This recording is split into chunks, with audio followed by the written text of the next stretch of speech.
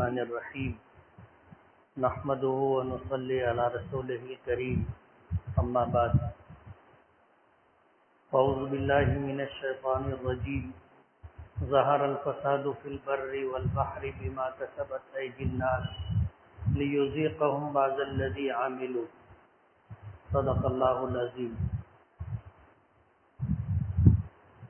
بزرگوں اور دوستوں، ماں اور بہنوں، اللہ تعالیٰ اس پوری کائنات کے خالق بھی ہیں، مالک بھی۔ انسان ہی نہیں، جتنی بھی مخلوقات اللہ پاک نے پیدا کی ہے وہ اللہ تعالیٰ کی ملکیت ہے، اور کوئی بھی صانع یعنی کسی چیز کا بنانے والا اپنی بنائی ہوئی چیز کی تباہی اور بربادی برداشت نہیں کرتا۔ کہتے ہیں نا کہ جس چیز کے اوپر انسان کی جان یا مال لگا ہو، اس کی اہمیت، اس کی قدر و قیمت اسے معلوم ہوتی، وہ اس کی حفاظت کے لیے اور اس کی بقا کے لیے ہر ممکن کوشش کرتا ہے۔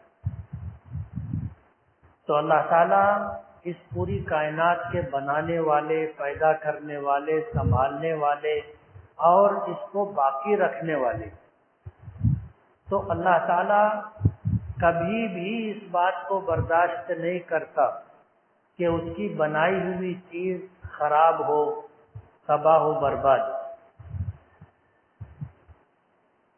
ہم لوگ محنت کرتے ہیں، پیسہ جوڑتے ہیں، اور اس کے بعد اپنا کوئی کاروبار کھڑا کرتے، تو اس کاروبار سے ہمیں کتنا لگاؤ ہوتا ہے اس کی ترقی کے لیے، اور آئندہ وہ محفوظ اور باقی رہے اس کے لیے ہر ممکن جتن کرتے۔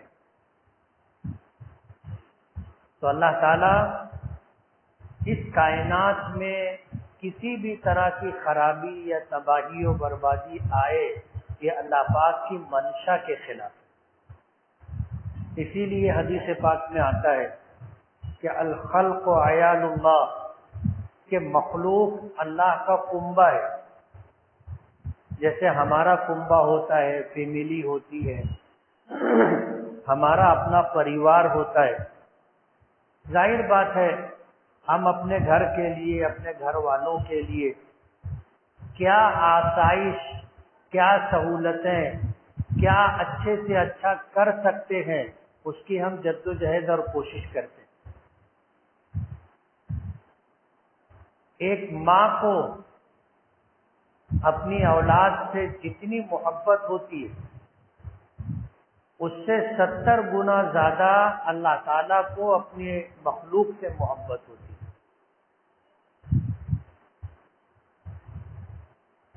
اولاد کتنی ہی نالائق کیوں نہ ہو، کسی نہ کسی درجے میں ماں یہ چاہتی ہے کہ یہ پریشان نہ ہو، یہ دکھی نہ ہو۔ ماں ہمیشہ یہ چاہتی ہے کہ میرا بچہ کیسا بھی ہو لیکن اچھی حالت میں رہے۔ حدیث پاک میں آتا ہے کہ غزوہ حنین کا موقع تھا۔ یہ وہ معرکہ تھا جو مکہ فتح ہونے کے بعد مکے کے قریب حنین ہے، طائف ہے، اور ایسی کئی بستیاں ہیں۔ اس بستی کے لوگوں نے ایمان قبول نہیں کیا تھا، اسلام اور مسلمانوں کو نقصان پہنچانے کی ہر ممکن کوشش کرتے تھے۔ اللہ کے رسول صلی اللہ علیہ وسلم نے مکہ فتح ہونے کے بعد یہ فیصلہ کیا کہ قبیلہ حنین ہے اور بنو کلب ہے، اس پر حملہ کیا جائے، اس لیے کہ ان کا انکار اور اسلام اور مسلم دشمنی حد سے زیادہ تھی۔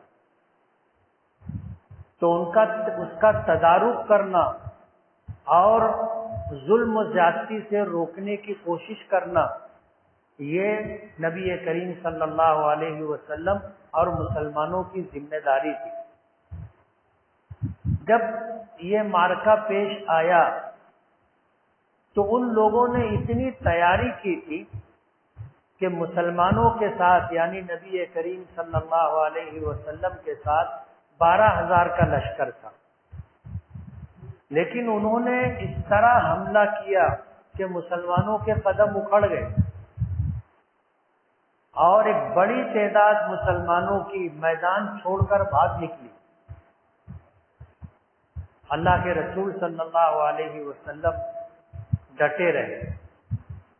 اسی موقع پر آپ نے یہ بات فرمائی تھی انا النبی لا کذب انا ابن عبد المطلب، کہ میں اللہ کا نبی ہوں، جھوٹا نبی نہیں ہوں، اور میں عبد المطلب کا بیٹا ہوں۔ عبد المطلب آپ کے دادا تھے، مکے کے سردار تھے، ان کی بہادری اور جواں مردی کے قصے عربوں میں مشہور تھے۔ ظاہر بات ہے کوئی ایسے ہی سردار نہیں بن جاتا، اس میں کچھ نہ کچھ خوبی ہوتی ہے، تب جا کر لوگ اس کا اعتراف کرتے۔ کوئی بھی ایرا غیرہ آئے اور قوم اس کو اپنا سردار بنا لے، ایسا نہیں ہوتا۔ عبد المطلب کا پورے عرب میں اپنا ایک مقام تھا۔ تو حضور نے اس موقع پر یہ بات کہی تھی انا النبی لا کذب، کہ میں اللہ کا نبی ہوں، جھوٹا نبی نہیں ہوں، اور میں عبد المطلب کا بیٹا ہوں۔ آپ نے میدان نہیں چھوڑا، اپنے چچا حضرت عباس رضی اللہ تعالی عنہ کو حکم دیا کہ آپ انصار اور مہاجرین کو آواز دو۔ حضرت عباس کے متعلق آتا ہے کہ وہ جہیر الصوت تھے، بہت بلند آواز تھے، اور میلوں تک ان کی آواز سنائی دیتی تھی۔ اللہ نے یہ کمال ان کو عطا کیا۔ تو حضور کے چچا حضرت عباس نے آواز لگائی یا لل انصار یا لل مہاجرین۔ جب لوگوں نے یہ آواز سنی تو جو انصار اور مہاجرین تھے یعنی مدینے کے رہنے والے اور ہجرت کر کے مدینہ پہنچنے والے، وہ سب واپس آئے، جو میدان چھوڑ چکے تھے وہ واپس آئے۔ فتح مکہ کے بعد آپ کے ساتھ اس غزوے میں ایسے بھی بہت لوگ شریک ہو گئے تھے جو نئے نئے مسلمان ہوئے۔ جب حضرت عباس نے آواز لگائی تو پھر انصار اور مہاجرین کو احساس ہوا کہ ہم نے میدان جنگ چھوڑی ہے اور یہ بہت بڑا گناہ ہے، واپس آئے، اور پھر مقابلہ ہوا، یہ جنگ مسلمان جیت گئے۔ تو اس موقع پر قبیلے حنین اور بنو کلب کے جو لوگ آئے تھے، ان کی تیاری یہ تھی کہ جب وہ آئے تھے تو اپنے بیوی بچے، اپنا سارا مال، سارے جانور لے کر کے آئے تھے کہ آدمی میدان چھوڑ کے بھاگے گا تو کہاں جائے گا، بیوی بھی یہی ہے، بچے بھی یہی ہیں، اور سارا مال بھی یہی ہے۔ تو یہ طے کر کے آئے تھے کہ ہم بھاگیں گے نہیں۔ تو وہ اتنی جواں مردی سے لڑے کہ مسلمانوں کے قدم اکھڑ گئے۔ بعد میں اللہ نے فتح عطا کی تو بہت بڑا سرمایہ 40,000 سے زائد بکریاں، 7,000 سے زیادہ اونٹ مال غنیمت میں آیا۔ جو درہم و دینار آئے وہ اس کے علاوہ تھے۔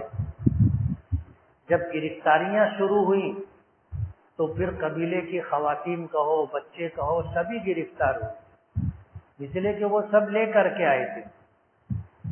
اس موقع پر ایک عورت کے تعلق سے صحابہ کرام نے تذکرہ کیا کہ اللہ کے رسول، اس کا دودھ پیتا بچہ بھگدڑ میں کہیں گم ہو گیا اور یہ اپنے بچے کے لیے ایسا رو رہی ہے کہ اس کا رونا تڑپنا، اس کا بلبلانا اور چلانا دیکھا نہیں جاتا۔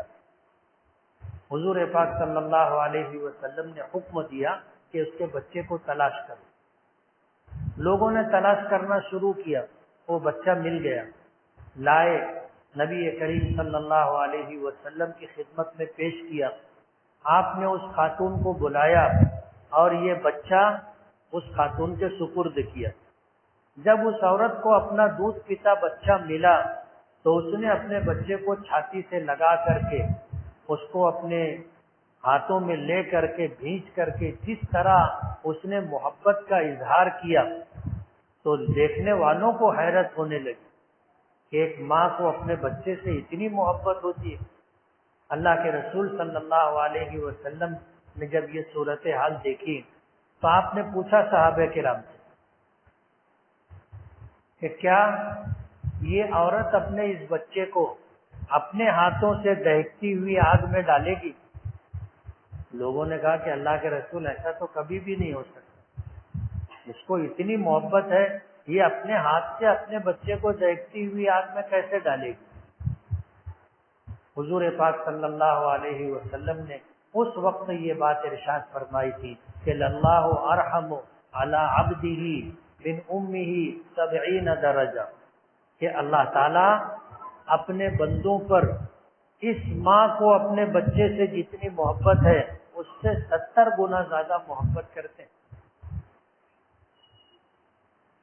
جب ماں اپنی اولاد کی پریشانی برداشت نہیں کرتی تو اللہ تعالیٰ اپنے بندوں کی پریشانی کیسے برداشت کرے؟ قرآن کریم کی میں نے آیت پڑھی ہے، ظہر الفساد فی البر والبحر بما کسبت ایدی الناس، زمین و آسمان میں خشکی اور تری میں جو فساد پھیلا ہے، جو نقصانات ہو رہے ہیں اور جو حالات برپا ہیں، چاہے بارش کا نہ ہونا ہو، گھروں پر بلڈوزر کا چلا دینا ہو، اور سالوں کی برسوں کی کمائی کو تباہ و برباد کر دینا ہو، جان کی بربادی، مال کی بربادی، عزت و آبرو کی بربادی۔ آج پورے دیش میں آپ دیکھ لو، منی پور 100 دن سے زیادہ ہو چکا ہے، 150-200 لوگ مارے جا چکے ہیں، خواتین کو بے کپڑا کر کے سڑکوں پر گھمایا اور پھرایا جا رہا ہے، ظلم و بربریت کا ننگا ناچ جاری ہے۔ سرکار کچھ کرنے کے لیے تیار نہیں، یہ تو سرکار کی پالیسی ہے۔ وہاں مسلمان بہت تھوڑے ہیں، پتہ نہیں آپ لوگوں کا جانا ہوا نہیں ہوا، میں گیا ہوں، بہت تھوڑے مسلمان ہیں وہاں پر ہندو سماج کے لوگ ہیں اور عیسائی کرسچن سماج کے لوگ ہیں۔ یہ ہندوؤں کی اور کرسچن لوگوں کی لڑائی ہے۔ تو کرسچن یعنی عیسائی مذہب کے ماننے والے یہ پہاڑوں میں، جنگلوں میں قبائلی لوگ ہیں، اور شہروں میں رہنے والے ہندو لوگ ہیں، حکومت بھی ان کی ہے، ہندوؤں کی۔ کھلے عام حکومت کی سرپرستی میں یہ ظلم و بربریت کا ننگا ناچ ہے۔ نوح میں، ہریانہ ہے، یو پی کے بعض علاقے ہیں، مسلمانوں پر کھلے عام بلڈوزر چلایا جا رہا ہے، کوئی قانون کی پاسداری کرنے والا نہیں۔ آج کے اخبار میں آپ نے پڑھا ہوگا، پولیس نے انکاؤنٹر میں 183 لوگوں کو مارا ہے۔ سپریم کورٹ نے اس کی رپورٹ طلب کی کہ 183 لوگوں کا جو انکاؤنٹر ہوا ہے، جن کو پولیس نے گولی مار کر مار دیا، ان کی رپورٹ مانگی۔ آج ملک کے حالات انتہائی سنگین ہیں، آپ لوگوں کو پتہ نہیں ہوگا، لیکن ہمارے مہاراشٹر کے مالیگاؤں، ناسک ضلع کے حالات اچھے نہیں ہیں۔ ہم لوگ مالیگاؤں میں بڑی تعداد میں ہیں، اس لیے ہمیں آس پاس کی گرد و پیش کی ہمیں خبر نہیں۔ میں ڈرانا نہیں چاہتا، بتانا چاہتا ہوں۔ حالات ایسے ہیں کہ آپ گھومنے پھرنے کے لیے فلاں جگہ آبشار ہے، فلاں جگہ ڈیم ہے، فلاں جگہ تالاب ہے، فلاں جگہ ہل اسٹیشن ہے، فلاں جگہ کسی بزرگوں کا مزار ہے، جس کو دیکھو گھر والوں کو رکشے میں بٹھایا، کھانا پکایا، لے کر کے وہاں پہنچ گئے. یہ سلسلہ بند ہونا چاہیے. ٹیبل سیٹ، چوبل سیٹ ہمارے بچے کہیں بھی نکل جاتے. ان کا پلان ہے ہمارے بچے جائیں گے، مار کھائیں گے. خدا نہ کرے ہماری بہنیں بیٹیاں جائیں گی، کبھی اگر بے آبرو ہوئی تو ہم لوگ کیا کریں گے؟ آنے والے دنوں میں الیکشن ہے. اس الیکشن کے پیش نظر آج کی موجودہ حکومت اس بات کو محسوس کر رہی ہے کہ اس 9 سال کے عرصے میں ان کی کارکردگی کی بنیاد پر نفرت کا ماحول، فرقہ پرستی کا ماحول بنا دینے کی وجہ سے آج ہم بھی محفوظ نہیں ہیں، وہ بھی محفوظ نہیں.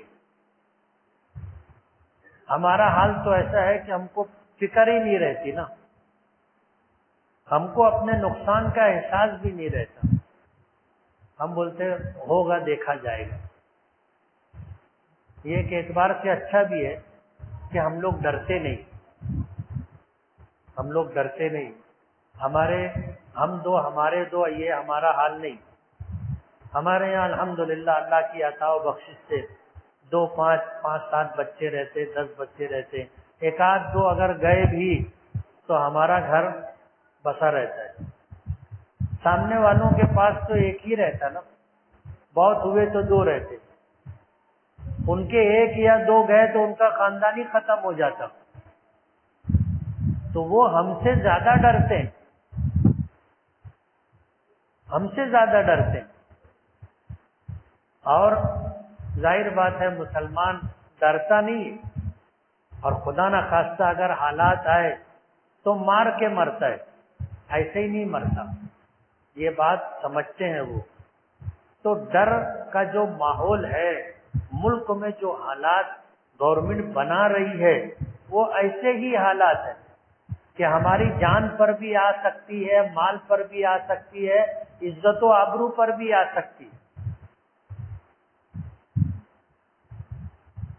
گورنمنٹ کی جو اپنی رپورٹ ہے انہیں یہ پتا ہے کہ حکومت کے پیروں کے نیچے سے زمین سرک رہی.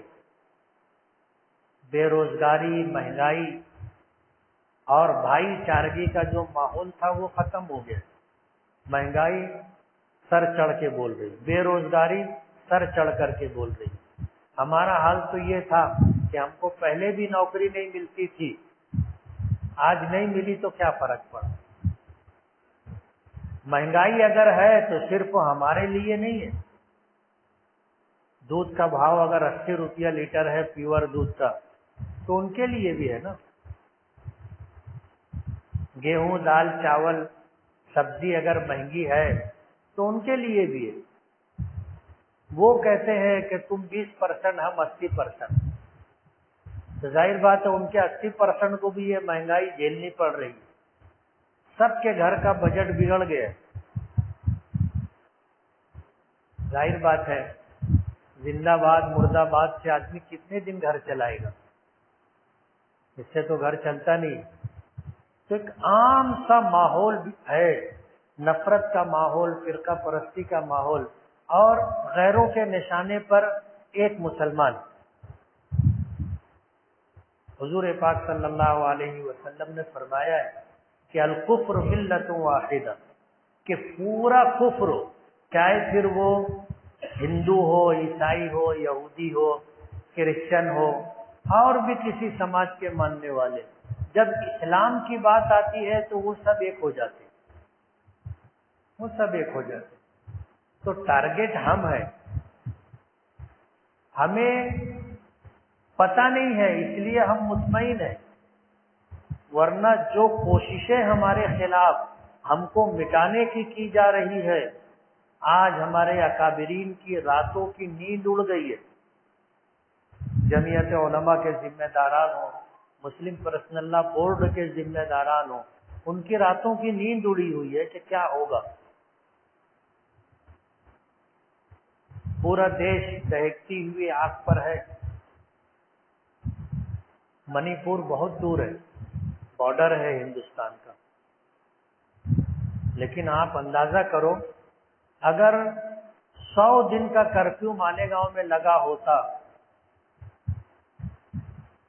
اور خدا نخواستہ یہ حالات اگر مالیگاؤں میں ہوتے تو کیا ہوتا کہ ہماری جان بھی محفوظ نہیں، گھر جلا دیے جا رہے ہیں، دکانیں لوٹ لی جا رہی ہیں، جلا دی جا رہی ہیں، خواتین کو بے کپڑا کر کے سڑکوں پر گھمایا جا رہا ہے، اور وہاں کا وزیر اعلیٰ کہتا ہے کہ ایسے 1-2 واقعات تھوڑی ہے، ملک میں سینکڑوں واقعات ایسے۔ اس ماحول میں منی پور کے لوگ 100 دن سے زیادہ ہو گئے رہ رہے۔ 2-4 دن کا کرفیو لگتا ہے تو کیا حال ہوتا ہے، جو لوگوں نے دیکھا ہے ان کو پتہ ہے۔ تو یہ جو حالات ہم پر ہے اور یہ تباہی و بربادی اور اسی میں بارش کا نہ ہونا، یہ حالات بلا وجہ تو نہیں آتے۔ جب اتنی ظلم و بربریت ہم سنتے ہیں تو ہمارا دل کانپ جاتا ہے۔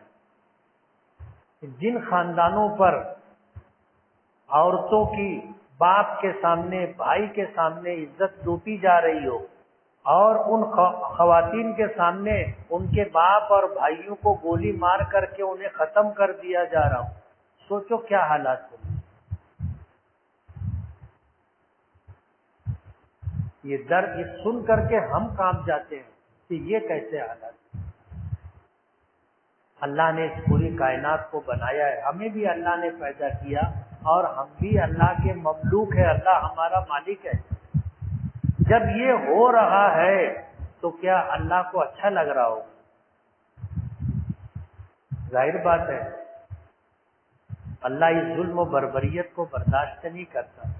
اسی لیے تاریخ یہ کہتی ہے کہ کفر کے ساتھ تو حکومت کو اللہ باقی رکھتا ہے، شرک کے ساتھ اللہ حکومت باقی رکھتا ہے، لیکن ظلم کے ساتھ کسی کا اقتدار باقی نہیں رہتا۔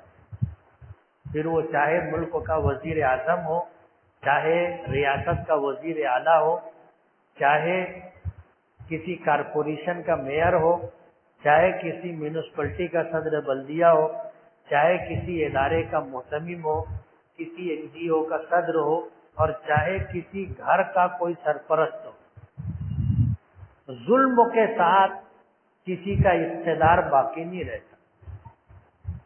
ہمیں اپنے گھر سے لے کر کے اوپر تک سوچنا ہے، جائزہ لینا ہے۔ آج ہمارے گھروں میں بھی بہت ظلم ہوتا ہے۔ جو بڑے لوگ ہوتے ہیں، سرپرست ہوتے ہیں، ساس بولو، سسر بولو، باپ بولو، ماں بولو، گھر میں کیا ماحول ہے ان کو پتہ ہے۔ ابھی تھوڑی دیر نماز سے پہلے ایک فون آیا، ایک خاتون بتانے لگی کہ میری ساس آتے جاتے مجھ کو لات مارتے رہتی، یہ میں سوتی ہوں تو مجھ کو لات مار کے اٹھاتی، سونے نہیں دیتی۔ یہ ہمارے گھر کا ماحول ہے۔ ظاہر بات ہے یہ ظلم ہے، یہ ہمارے گھر کا ماحول ہے، یہ ظلم ہے، اور ایسے معاملات کو اللہ برداشت نہیں کرتا۔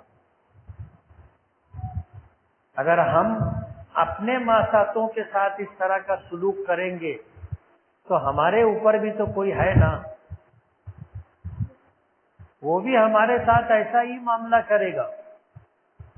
ہم اپنے ماساتوں کے ساتھ اگر غلط سلوک کریں گے، ظلم اور زیادتی کریں گے، اللہ اس کو برداشت نہیں کرتا۔ ماں باپ ہوتے ہیں، ایک بیٹا جو کماتا ہے اس کے بڑے ناز نخرے اٹھائے جاتے ہیں، گھر میں دوسری جو اولادیں ہیں، بیٹے ہیں، ان کے ساتھ زیادتی ہوتی، ان کے ساتھ جو سلوک ہوتا ہے وہ فرق سب کو دکھ کے آتا ہے کہ جس بیٹے سے لگاؤ ہے وہ ہے، اس کی بیوی ہے، بچے ہیں، وہ خوشحال، باقی دوسروں کے لیے جوتوں میں دال بٹتی ہے، پیسے کو ان کو ترسایا جاتا ہے۔ یہ ہمارے گھر میں ظلم و بربریت کا ماحول ہے، اللہ اس کو برداشت نہیں کرتا۔ آج ہم بارش کے عنوان سے اور حالات حاضرہ کے عنوان سے جمع ہوئے، ہمیں اپنے گریبان میں سر ڈال کر کے دیکھنا چاہیے کہ بارش بلا وجہ نہیں رکی ہے، ہم پر ظالم حکمراں ایسے ہی نہیں مسلط ہو گئے، غور کرنا ہوگا۔ حضور پاک صلی اللہ علیہ وسلم نے فرمایا اعمالکم عمالکم، تمہارے اعمال تمہارے حکمراں ہیں، جیسے زمین سے اعمال آسمان پر جاتے ہیں، آسمان سے ویسے ہی فیصلے زمین پر نازل کیے جاتے ہیں۔ اللہ کسی پر ظلم نہیں کرتا اور اللہ ظلم برداشت بھی نہیں کرتا۔ ہم لوگوں کو اپنے گریبان میں سر ڈال کر دیکھنا ہوگا کہ مجھ سے کیا غلطی ہو رہی، دوسروں کو مت دیکھو، ہم تو ہمیشہ دوسروں کو دیکھتے ہیں۔ حدیث پاک میں آتا ہے، اللہ کے رسول صلی اللہ علیہ وسلم نے فرمایا الانصاف من نفسک، سب سے پہلے انصاف اپنے آپ کے ساتھ کرنا چاہیے۔ ہم گناہ کرتے ہیں، اپنے آپ کو بہت اچھا سمجھتے ہیں، دوسرا آدمی گناہ کرتا ہے تو ہم لوگ بولتے ہیں سنو، بولے وہ چوری کرا تھا، چوری تو میں بھی کرتا نا،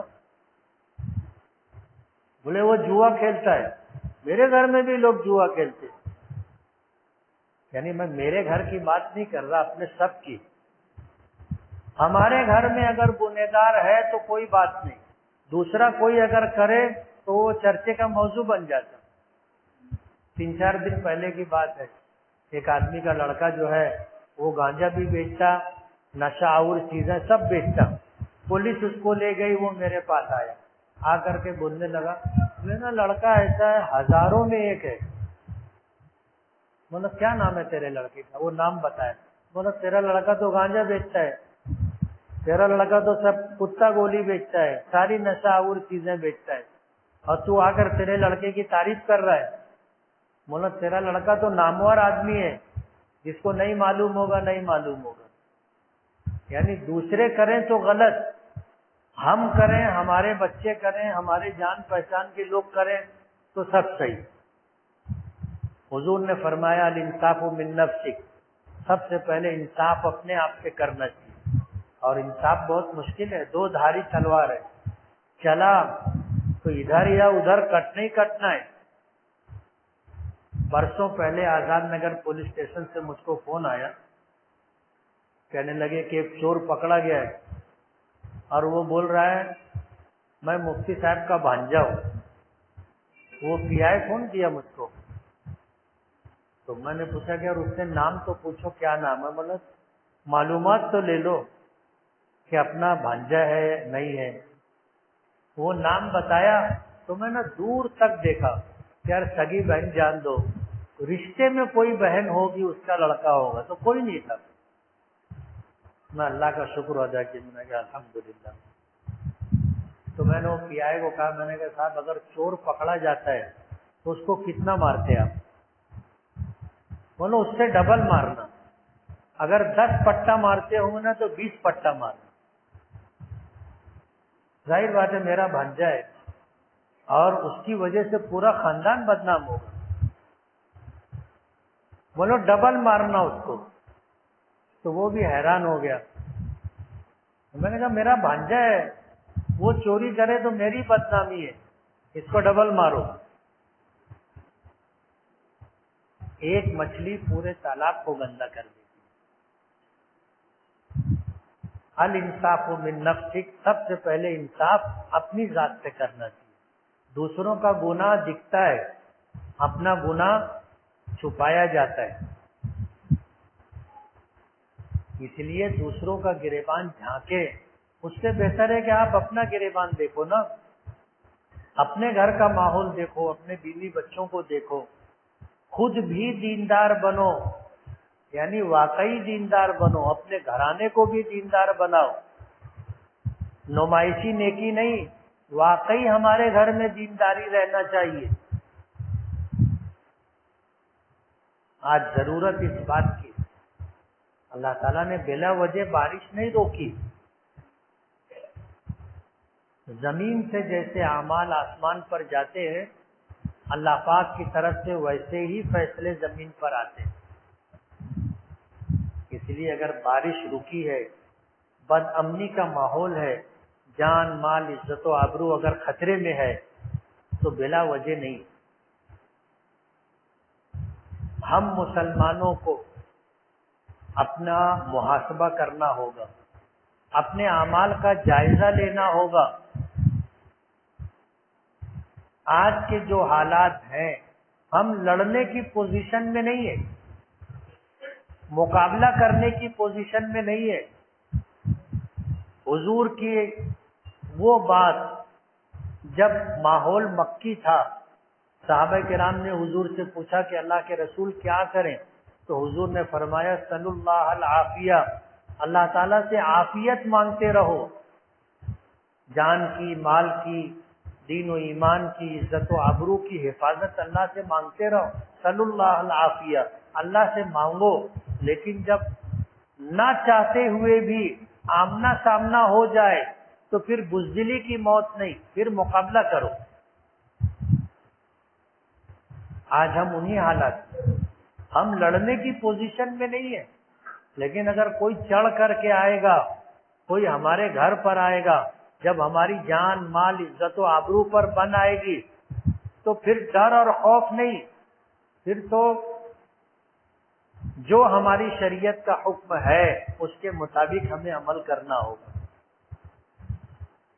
لیکن دین کے معاملے میں، شریعت کے معاملے میں کوئی کمپرمائز نہیں، کوئی کمپرمائز نہیں۔ آج ہم کو نماز سے نہیں روکا جا رہا ہے، ہم مسجد میں آ کے نماز پڑھ سکتے۔ کتنے لوگ نماز پڑھتے؟ حالات بدل گئے، اب ریلوے اسٹیشن پر نماز پڑھنا مشکل ہو گیا، ایئرپورٹ پر نماز پڑھنا مشکل ہو گیا۔ جو لوگ سفر کرتے ہیں ان کو پتا ہوگا، لیکن آج مسجد میں تو نماز پڑھنے سے نہیں روکا جا رہا ہے نا۔ کتنے لوگ نماز پڑھتے ہیں؟ ہم غیروں کو کیا الزام دیں گے؟ ہم کو روزہ رکھنے سے کون روکتا ہے؟ زکوٰۃ دینے سے کون روکتا ہے؟ حج عمرہ کرنے سے کون روکتا ہے؟ سچ بولنے سے کون روکتا ہے؟ کیا کوئی ہم کو جوا کھیلنے پہ مجبور کرتا ہے، شراب پینے پہ مجبور کرتا ہے، زنا کرنے پہ مجبور کرتا ہے؟ لیکن کیا ہو رہا ہے آپ کو پتا ہے؟ تو یہ جو حالات ہیں یہ اللہ پاک کی طرف سے ناراضگی ہے، اللہ ہم سے ناراض ہیں۔ اللہ کے غضب اور اللہ کی ناراضگی کو ہم نے دعوت دے رکھی ہے۔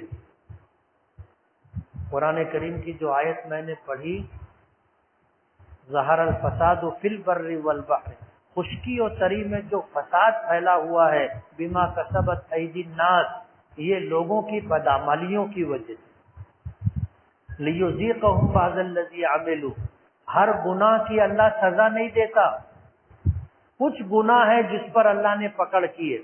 اگر تمام نافرمانی اور گناہوں پر اللہ پکڑ کرنے لگے اور سزا دینے لگے تو جینا مشکل ہو جائے گا، گھر سے نکلنا مشکل ہو جائے گا۔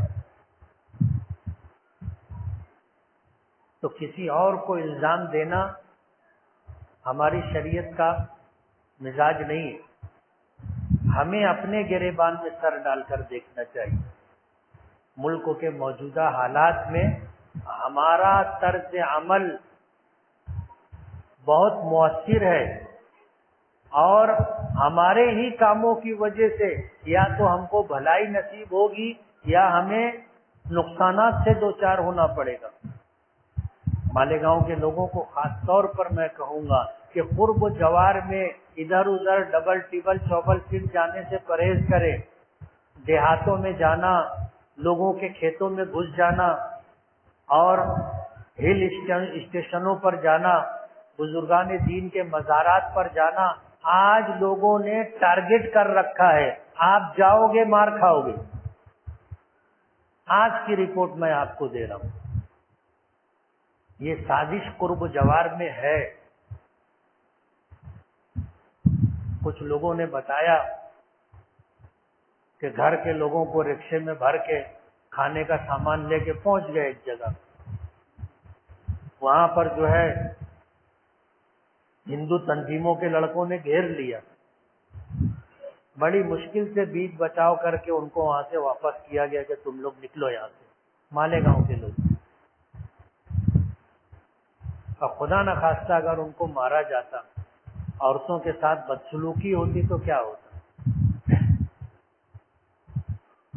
میں ڈرا نہیں رہا ہوں، احتیاط، حالات کے پیش نظر یہ احتیاط تقاضا ہے۔ ہمیں یہ بھی دیکھنا ہے، اپنی دینی زندگی بھی دیکھنا ہے، اپنا بھی جائزہ لینا ہے، اپنے گھر والوں کا بھی خیال رکھنا ہے۔ یہ ہم کریں گے اور اللہ کو راضی کریں گے، حالات بدل جائیں گے۔ حالات کب بدلیں گے؟ جب زمین سے اچھے اعمال اللہ کی بارگاہ میں جائیں گے تو اللہ پاک کی طرف سے اچھے فیصلے نازل ہوں گے۔ حدیث پاک میں آتا ہے ان قلوب عباد اللہ بین اصبعی الرحمن یقلبها کیف یشاء، کہ بندوں کے دل اللہ پاک کی دو انگلیوں کے درمیان، یعنی اللہ کے قبضہ قدرت میں ہے، اللہ جس طرف چاہیں گے اس طرف دل کو پھیر دیں گے۔ آج جو لوگ ظلم کر رہے ہیں اللہ دل پھیر دے گا، ان کو ہم سے ہمدردی اور محبت ہو جائے گی۔ اللہ کو راضی کرنا ضروری ہے۔ اس کائنات میں کس کی چلتی ہے؟ اللہ کی چلتی ہے۔ کس کا فیصلہ نافذ ہوتا ہے؟ اللہ کا فیصلہ نافذ ہوتا ہے۔ اپنے آپ کو بدلنے کی ضرورت ہے۔ اگر ہم نے اپنے آپ کو نہیں بدلا کوئی آپ کے کام نہیں آئے گا، لکھ کے رکھ لینا۔ ہم نے اگر اپنے آپ کو نہیں بدلا کوئی بھی ہمارا نہیں، یہ سمجھ کے چلنا۔ حالات کے پیش نظر ان باتوں کو سن کر کے قبول کرنا، عمل میں لانا ضروری ہے۔ حدیث پاک میں آتا ہے ہر گناہ کی ایک نحوست ہوتی، ہر گناہ کی ایک نحوست ہوتی، کہ جب آدمی بد عہدی کرنے لگتا ہے، وعدہ خلافی کرنے لگتا ہے تو دشمنی وجود میں آتی، دشمنی وجود میں آتی، قتل و غارت گری بڑھتی ہے، اور جب بے حیائی عام ہوتی ہے تو لوگوں کے درمیان ایک دوسرے کا احترام ختم ہو جاتا ہے، دشمنی عام ہو جاتی ہے۔ اور جب مالی حقوق کی ادائیگی میں بندہ کوتاہی کرنے لگتا ہے کہ باپ کا حق ادا نہیں کیا، ماں کا حق ادا نہیں کیا، بیوی کا حق ادا نہیں کیا، بچوں کا حق ادا نہیں کیا، پڑوسیوں کا حق ادا نہیں کیا، جب مالی اعتبار سے حقوق کی ادائیگی میں کوتاہی ہوتی ہے، اللہ کا حق ادا نہیں کیا، یعنی زکوٰۃ دینی تھی زکوٰۃ نہیں دیا، تو پھر اللہ تعالیٰ بارش روک لیتا ہے۔ مالی حقوق میں جب کوتاہی ہوتی ہے بارش رک جاتی ہے، اللہ بارش روک لیتا ہے۔ ہم کو غور کرنا ہوگا کہ ہم ماں باپ کو خرچہ دیتے کہ نہیں دیتے۔ ہمارے یہاں کتنے گھرانے ہیں ماں باپ بوڑھے ہو گئے، کبھی باپ کو 10 روپیہ بیٹا نہیں دیتا، گھر میں لوگ پریشان رہتے، دوا لانے کو پیسہ نہیں، چائے پینے کا پیسہ نہیں۔ یہ حال ہمارے گھروں میں بوڑھوں کا ہو گیا ہے۔ بیوہ ماں ہے، باپ کا انتقال ہو گیا ہے، ماں کے پاس دوا لانے کو پیسہ نہیں رہتا، خرچے کا 5 روپیہ بیٹے نہیں دیتے۔ یہ ہمارے شہر کا ماحول۔ جب مالی حقوق ادا نہیں کیے جائیں گے اللہ بارش کو روک لے گا۔ اس لیے یہ دعائیہ مجلس ہے، دعا سے پہلے ہم سب لوگوں کو دل سے اللہ کے سے توبہ و استغفار کرنا چاہیے۔ آج تک مجھ سے جو کوتاہی ہوئی ہے انشاءاللہ آگے نہیں کروں گا۔ سمجھ میں آ رہی بات؟ حقوق کی ادائیگی میں اپنے گھر میں اپنے ماں باپ، اپنے بیوی بچے، اپنے بھائی بہنوں کے ساتھ جو کوتاہی ہم سے ہو رہی ہے، آج سچے دل سے یہ عہد کریں کہ آج سے وہ کوتاہی نہیں کریں گے. کرتے ہیں. حضور پاک صلی اللہ علیہ وسلم کی مجلس تھی. حضور نے فرمایا ہم دعا کریں گے. مجلس میں اگر کوئی ایسا شخص ہو جو قطع رحمی کا مرتکب ہو، رشتہ ناتا توڑ لیا ہو، تو وہ ہماری مجلس سے نکل جائے. اس کی نحوست سے ہماری دعا قبول نہیں ہوگی. ایک صحابی دھیرے سے سڑک کے نکل کے گئے، تھوڑی دیر کے بعد واپس آئے تو لوگوں نے ان سے پوچھا تو وہ کہنے لگے کہ میری خالہ سے میری بات بند تھی، قطع تعلق تھا. اللہ کے رسول نے فرمایا تو میں نکل کر کے گیا، اپنی خالہ سے معافی تلافی کی اور راضی کر کے واپس آیا. تو دعاؤں کے قبول نہ ہونے کے اسباب میں ایک سبب یہ بھی ہے کہ جو لوگ رشتہ ناتا توڑتے ہیں، قطع رحمی کرتے ہیں، وہ ان کی بھی دعا قبول نہیں ہوتی اور ان کی نحوست سے دوسروں کی دعا بھی قبول نہیں ہوتی. اور یہ میری بات نہیں ہے، میں تو صرف نقل کرنے والا اور بتانے والا ہوں. یہ بات اللہ کے رسول صلی اللہ علیہ وسلم کی بات ہے. اس لیے ہمیں ان چیزوں پر غور کرنا ضروری ہے. اپنی ذات کو نفع بخش بناؤ، اللہ تم کو باقی رکھے گا. اپنی ذات کو نفع بخش بناؤ، اللہ تم کو باقی رکھے گا. اللہ تعالیٰ نے قرآن کریم میں ضابطہ ذکر کیا ہے. تو وَأَمَّا الزَّبَدُ فَيَذْهَبُ جُفَاءً وَأَمَّا مَا يَنْفَعُ النَّاسَ فَيَمْكُثُ فِي الْأَرْضِ، کہ سمندر کے سیلابی پانی پر جو جھاگ اٹھتا ہے اس جھاگ کا مقدر ہی ختم ہو جانا ہے، کسی کے کام کی چیز نہیں ہوتی. لیکن جو چیز اللہ کی مخلوق کے لیے نفع بخش ہوتی ہے فَيَمْكُثُ فِي الْأَرْضِ، اللہ اس کو زمین پہ باقی رکھتا ہے. اپنی ذات کو نفع بخش بناؤ، اللہ باقی رکھے گا. اگر تمہاری ذات لوگوں کے لیے نفع بخش نہیں ہے تو اللہ کو تمہاری کوئی پرواہ نہیں ہے. 2 4 10 20 100 200 1000 2000 لاکھ 10 لاکھ کروڑ 10 کروڑ لوگ بھی اگر نفع بخش نہیں ہے، نقصان دہ ہے، اللہ سب کو ختم کر دے گا. وَإِن تَتَوَلَّوْا يَسْتَبْدِلْ قَوْمًا غَيْرَكُمْ ثُمَّ لَا يَكُونُوا أَمْثَالَكُمْ، اگر تم نے اپنے آپ کو نہیں بدلا تو اللہ تم کو مٹا دے گا، دوسرے لوگوں کو اللہ لائے گا اور ان سے کام لے گا. یہ قرآن کریم کا 2 ضابطہ ہے جو میں نے آپ کو بتایا. دعا سے زیادہ ضروری یہ چیز ہے. دعا تو ہو جائے گی لیکن دعا ہی اگر قبول نہیں ہوئی تو کیا مطلب ہے؟ دعا قبول ہونا چاہیے اور دعا کی قبولیت کے اسباب پر ہمیں غور کرنا چاہیے. ہم لوگ جمع ہوتے ہیں، حدیث پاک میں آتا ہے کہ ایک شخص ہے حالات کا مارا ہوا، وہ کہتا ہے اللہ اللہ اللہ. اس کا کھانا حرام، پینا یا حرام، لباس حرام. فَأَيْنَ يُسْتَجَابُ لَهُ، حضور فرماتے ہیں اس کی دعا کیسے قبول ہوگی؟ اس کی دعا کیسے قبول ہوگی؟ کھانا بھی حرام، پینا بھی حرام، لباس بھی حرام، کہاں سے دعا قبول ہوگی؟ اس لیے اپنے حالات پر غور کرنا ضروری ہے، اپنے آپ کو بدلنا ضروری ہے. اللہ ہم سے راضی ہو اس بات کی کوشش ضروری ہے، تب جا کر کے حالات بدلیں گے، ورنہ حالات جیسے ہیں اس سے بدتر بھی ہو سکتے. اللہ ہم سب کی حفاظت فرمائے. درود شریف پڑھیں. بسم اللہ الرحمن الرحیم. الحمد للہ رب العالمین. اللهم لك الحمد كما ينبغي لجلال وجهك وعظيم سلطانك. اللهم لك الحمد حمدا دائما مع دوامك، ولك الحمد حمدا خالدا مع خلودك.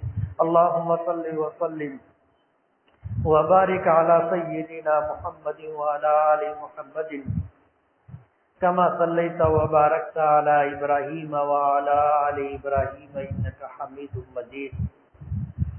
یا اللہ یا رحمان یا رحیم یا ذا الجلال والإکرام یا حی یا قیوم برحمتک نستغیث یا احد الصمد الذی لم یلد ولم یولد ولم یکن له کفوا احد لا الہ الا اللہ الحلیم الکریم سبحان اللہ رب العرش العظیم والحمد للہ رب العالمین نسألک موجبات رحمتک وعزائم مغفرتک والغنیمة من كل بر والسلامة من كل اسم لا تدع لنا ذنبا إلا غفرته ولا هما إلا فرجته ولا كربا إلا نفسته ولا دينا إلا أديته ولا مريضا إلا شفيته ولا ميتا إلا رحمته ولا مظلوما إلا نصرته ولا مسافرا إلا عافيته ولا غائبا إلا رددته ولا فسادا إلا أصلحته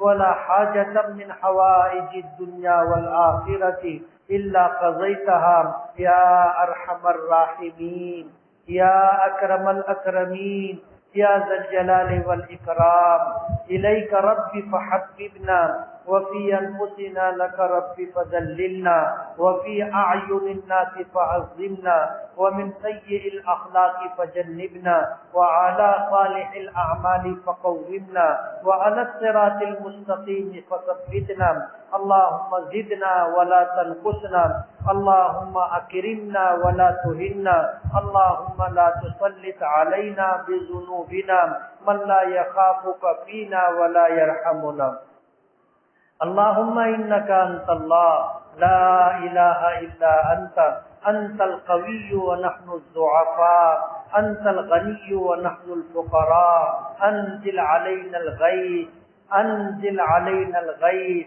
أنزل علينا الغيث ولا تجعلنا من القانتين اللهم أغثنا اللهم أغثنا اللهم أغثنا غيثا مغيثا نافعا غير ضار عاجلا غير آجل مجلجلا غدقا صحا طبقا دائما اللهم إنا نسألك طيبا نافعا اللهم إنا نسألك طيبا نافعا اللهم إنا نسألك طيبا نافعا اللهم إنا نسألك الهدى والتقى والعفاف والغنى اللهم إنا نسألك العفو والعافية والمعافاة الدائمة في الدين والدنيا والآخرة اللهم إنا نسألك رضاك والجنة ونعوذ بك من سخطك وغضبك والنار اللهم إنا نسألك علما نافعا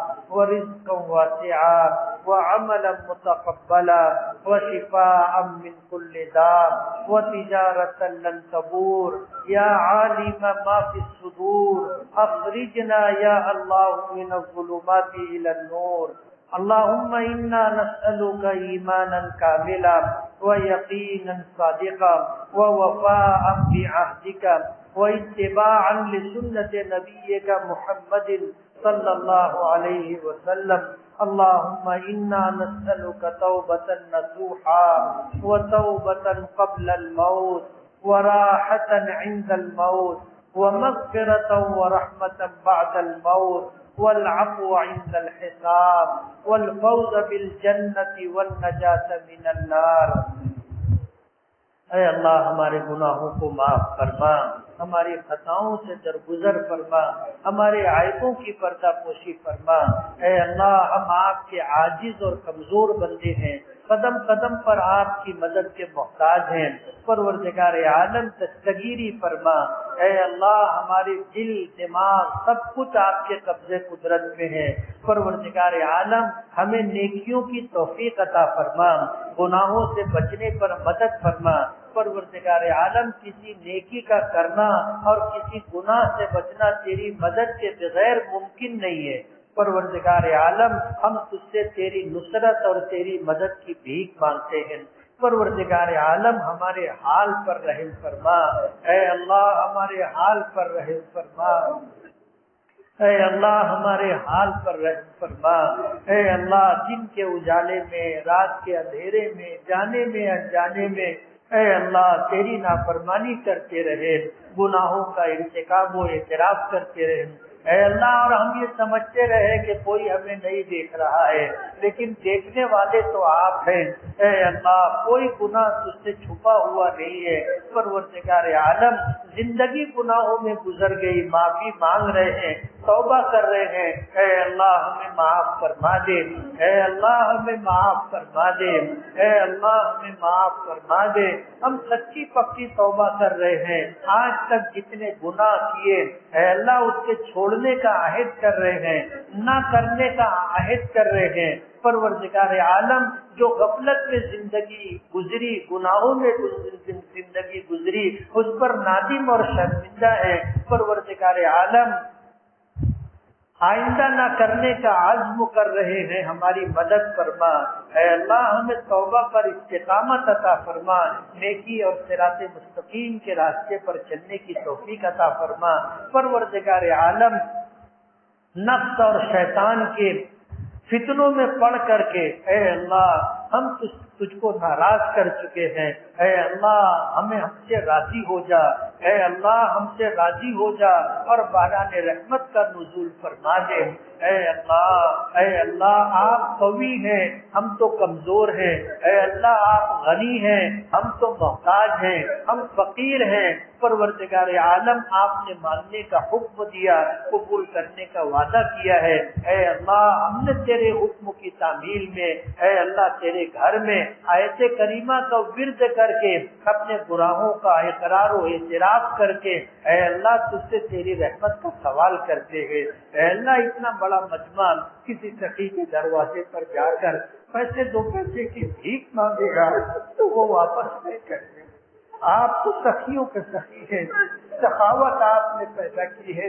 اے اللہ آپ کے خزانے لامحدود ہیں، پوری کائنات کے انسان مل کر کے اگر گناہوں پر تل جائیں تو تیری کبریائی میں تیری شان میں تیری عظمت میں ذرہ برابر بھی کمی نہیں آتی۔ اے اللہ آپ تو بے نیاز ہیں، اے اللہ آپ تو بے نیاز ہیں۔ ہم سے جو گناہ ہوئے ہیں اے اللہ ہمیں اس کا اقرار اور اعتراف ہے۔ اے اللہ ہم تجھ سے معافی مانگتے ہیں، اے اللہ سچی پکی توبہ کرتے ہیں، ہماری توبہ قبول فرما لے، ہمارے گناہوں کو بخش دے، اے اللہ ہماری کوتاہیوں سے درگزر فرما دے۔ پروردگار عالم اس مجمع میں کتنے عمر دراز اور بوڑھے لوگ ہیں جو زندگی کے آخری پائدان تک پہنچ چکے۔ پروردگار عالم پلٹ کر کے دیکھتے ہیں تو کچھ بھی ہمارے دامن میں نہیں، خالی دامن ہے۔ جب تیری طرف سے بلانا آئے گا تو کیا لے کر کے تیرے پاس جائیں گے؟ پروردگار عالم زندگیاں گناہوں میں نافرمانیوں میں گزری، جہالات کا جائزہ لیتے ہیں۔ پروردگار عالم کوئی ایک نیکی بھی ایسی نہیں دکھتی جو تیری بارگاہ میں پیش کر کے ہم اس کو راضی کر سکیں۔ زندگیاں غفلتوں میں کوتاہیوں کے ساتھ گزر رہی ہے۔ اے اللہ ہمیں معاف فرما دے، اے اللہ ہمیں معاف فرما دے، اے اللہ ہمیں معاف فرما دے۔ اے اللہ آئندہ ہمیں نیکی کے راستے پر چلنے کی توفیق عطا فرما، پنج وقتہ نمازوں کا اہتمام عطا فرما، تلاوت کا شوق عطا فرما، سجدوں کا سرور عطا فرما، آنکھوں کی حفاظت فرما، زبان کی حفاظت فرما۔ پروردگار عالم قدم قدم پر ہم آپ کی مدد کے محتاج ہیں۔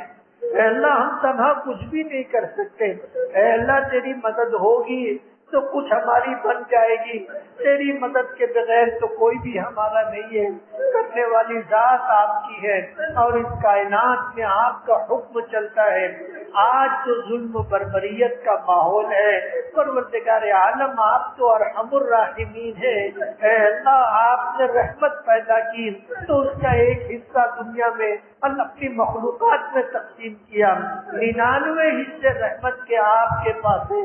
اے اللہ اپنی رحمت کا ظہور فرما دے، اے اللہ پورے ملک میں امن و امان قائم فرما دے۔ اے اللہ جو مظلوم ہے، جن کے گھروں پر بلڈوزر چلا دیا گیا ہے، جن کی املاک کو تباہ و برباد کر دیا گیا ہے، اے اللہ ان کی دستگیری فرما، اے اللہ ان کی دستگیری فرما، اے اللہ جو بے گھر ہیں ان کو گھر عطا فرما، اے اللہ جو لٹے پیٹے ہیں انہیں بعض آباد کاری کے مواقع عطا فرما، اے اللہ جن کی جانیں گئی ہیں، اے اللہ جو لوگ ظلم و بربریت کا شکار ہوئے ہیں، اے اللہ ان کی مدد فرما، ظالموں کو ظلم سے روکنے کے فیصلے فرما، انہیں ہدایت عطا فرما، اے اللہ اگر ان کے حصے میں ہدایت نہ ہو تو ان ظالموں سے اپنی زمین کو پاک کرنے کے فیصلے فرما، ان ظالموں کو عبرت ناک سزاؤں سے دوچار فرما، لوگوں کے لیے عبرت بنا دے، اے اللہ ظالموں کے ساتھ اس طرح کے معاملات ہو، دنیا والوں کو دکھ کر کے آئے کہ ظلم کرنے کا انجام کیا ہوتا ہے۔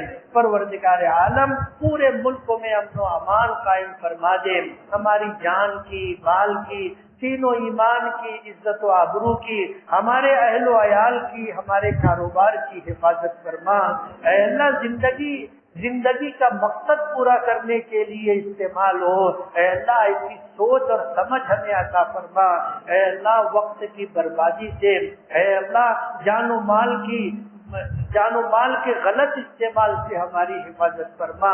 پروردگار عالم پانی تو لوگوں کی زندگی ہے، پروردگار عالم باران رحمت کا نزول فرما، پروردگار عالم آسمان سے رحمتوں کا نزول ہو، زمین سے ضروریات کی چیزیں پیدا ہوں اور سب کی ضرورتیں پوری ہوں، اللہ ایسے اسباب پیدا فرما دے، اے اللہ کرنے والی ذات آپ کی ہے، آپ کے کرنے سے ہی سب کچھ ہوتا ہے، پروردگار عالم ہماری دستگیری فرما، پوری دنیا میں امن و امان قائم فرما، اسلام کا بول بالا فرما، مسلمانوں کو عقل سلیم اور فہم سلیم عطا فرما، تیرے دین پر چلنے کی توفیق عطا فرما، تیرے احکامات کی تابع داری عطا فرما، تیرے نبی کی سنتوں کی اے اللہ پیروی کی توفیق عطا فرما، پروردگار عالم ہمیں اپنے فضل و کرم سے اپنے نیک بندوں میں شامل فرما، ان بندوں میں شامل فرما جن سے آپ راضی ہو، ان بندوں میں شامل فرما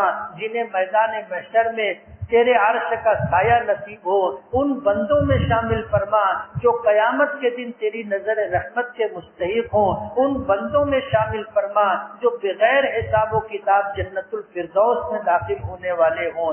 پروردگار عالم آپ نے حکم دیا کہ مجھ سے مانگو میں تمہاری دعاؤں کو قبول کروں گا، پروردگار عالم آج اس وقت کتنے تیرے بندے اور بندیاں اے اللہ تیرے سامنے ہاتھ پھیلائے ہوئے ہیں، اپنے دامن کو پھیلائے ہوئے ہیں، پروردگار عالم ہماری نہ کہیں ان کی تو سن لے، اے اللہ اس مجمع میں سفید ریش بوڑھے بھی، چھوٹے چھوٹے معصوم بچے بھی ہیں، پروردگار عالم ایسے نوجوان بھی ہیں جن کی جوانیاں بے داغ ہیں، پروردگار عالم آج اس مجلس میں اس دعائیہ تقریب میں اے اللہ ہماری مائیں اور بہنیں بھی آئی ہوئی، جب کوئی بڑا مجرم گنہگار ہوتا ہے اگر اس کی گھر کی عورتیں جا کر اس کے لیے رہن کی بھیک مانگتی ہے تو ظالم بھی اس کی بات سن لیتا ہے، پروردگار عالم آج ہماری مائیں اور بہنیں دامن کو پھیلا کر کے تجھ سے عافیت کی بھیک مانگ رہی ہے،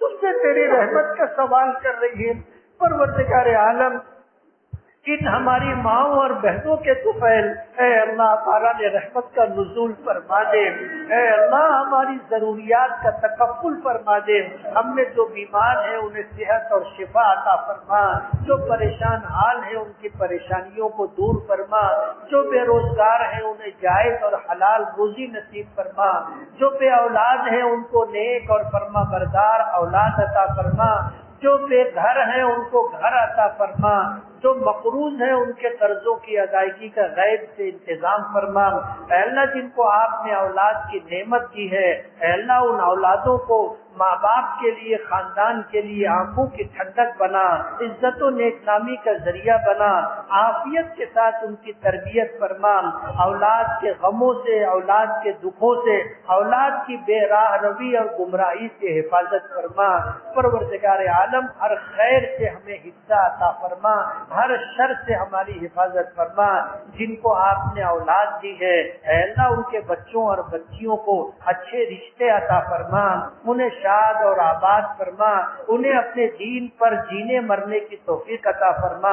پروردگار عالم قیامت تک آنے والی ہماری نسلوں کی حفاظت فرما، قیامت تک آنے والی ہماری اولادوں کو، ہماری نسلوں کو اپنے دین کا داعی اور سپاہی بنا۔ اے اللہ اپنی کتاب کا حافظ بنا، اپنے علوم کا عالم بنا۔ اے اللہ قیامت تک آنے والی نسلوں کو ہمارے لیے رفع درجات اور مغفرت کا ذریعہ بنا۔ آنے والی ہماری قیامت تک کی نسلوں کو کفر سے، شرک سے، بدعات اور خرافات سے محفوظ فرما۔ تیرے اور تیرے نبی کی تابعداری عطا فرما، احکامات پر عمل کرنے والا، سنتوں پر عمل کرنے والا بنا۔ قیامت تک آنے والی ہماری نسلوں کو دینی اور دنیاوی اعتبار سے وجاہت عطا فرما، سماج میں عزت کا مقام عطا فرما، سماج میں پروردگار عالم ان کے لیے نیک نامی کے اسباب پیدا فرما۔ پروردگار عالم قیامت تک آنے والی ہماری نسلوں کو دینی اور دنیاوی اعتبار سے سرفرازی اور کامیابی عطا فرما، آخرت میں عزت و سرخروئی عطا فرما اور جنت الفردوس کا حامی بنا، جنت الفردوس میں داخلہ عطا فرما۔ پروردگار عالم ہم پر رحم فرما، ہمارے ماں باپ پر رحم فرما، جنہوں نے ہمیں پالا پوسا، ہمارے لیے دکھ اٹھائے، تکلیفیں برداشت کی، خود بھوکے رہ کر ہمیں کھلایا، موقع والا دیا۔ آج تیری جوار رحمت میں چلے گئے، پروردگار عالم ان کی قبروں کو نور سے بھرنے کے فیصلے، قبروں کے عذاب سے ان کی حفاظت فرما، ان کے درجات کو بلند فرما۔ پروردگار عالم ہمارے ماں باپ کو ہماری طرف سے بہترین جزائے خیر عطا فرما۔ ہم ان کی خدمت نہیں کر سکے، خدمت کا حق ادا نہیں کر سکے۔